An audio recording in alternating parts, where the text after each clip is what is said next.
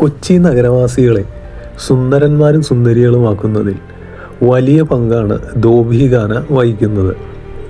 Fort Kochi വേളിയിലാണ് ധോബിഖാന പ്രവർത്തിക്കുന്നത്. വണ്ണാർ എന്ന സമൂഹമാണ് ധോബിഖാനയുടെ നടത്തിപ്പുകാർ. ഇവർ തമിഴ്നാട്ടിൽ നിന്ന് 1700-കളിൽ കൊച്ചിയിലെത്തിയതായിട്ടാണ് ചരിത്രകാരന്മാർ സാക്ഷ്യപ്പെടുത്തുന്നത്. 1700-കൾ കൊച്ചിയിൽ കൊളോണിയൽ ഭരണകാലം നിലനിന്നിരുന്ന ഒരു കാലവും കൂടിയായിരുന്നു.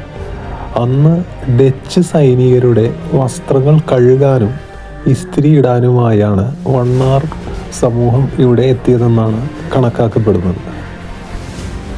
അലക്ക്, ഇസ്തിരിയിടൽ എന്നിവയാണ് വണ്ണാൻ സമൂഹത്തിൻ്റെ കുലത്തൊഴിൽ. ഇന്നും പരമ്പരാഗത രീതിയിലാണ് ഇവർ വസ്ത്രങ്ങൾ കഴുകി ഉണക്കിയെടുത്ത് ഇസ്തിരിയിടുന്നത്. കൊച്ചി നഗരത്തിലെ നിരവധി പേർ ധോബിഖാനയുടെ ലോയൽ കസ്റ്റമേഴ്സാണ്. ഇസ്തിരിയിടുന്നതും വസ്ത്രങ്ങൾ കഴുകുന്നതിലുമൊക്കെ പുലർത്തുന്ന പ്രൊഫഷണൽ ടച്ച് തന്നെയാണ് അതിന് കാരണം. ഒരിക്കൽ ധോബിഖാനയിൽ വസ്ത്രങ്ങൾ കഴുകാനും ഇസ്തിരിയിടാനും കൊടുക്കുന്നവർ പിന്നീട് ഇവിടുത്തെ സ്ഥിരം കസ്റ്റമേഴ്സായി മാറുന്നതും പതിവാണ്. പൈതൃക നഗരിയായ ഫോർട്ട് കൊച്ചി കാണാനെത്തുന്ന വിദേശികൾ ധോബിഖാനയും സന്ദർശിക്കാനെത്തുന്നത് പതിവ് കാഴ്ചയാണ്. ഇതിനു പുറമെ നിരവധി സിനിമകൾക്ക് ലൊക്കേഷനായും ധോബിഖാന മാറിയിട്ടുണ്ട്.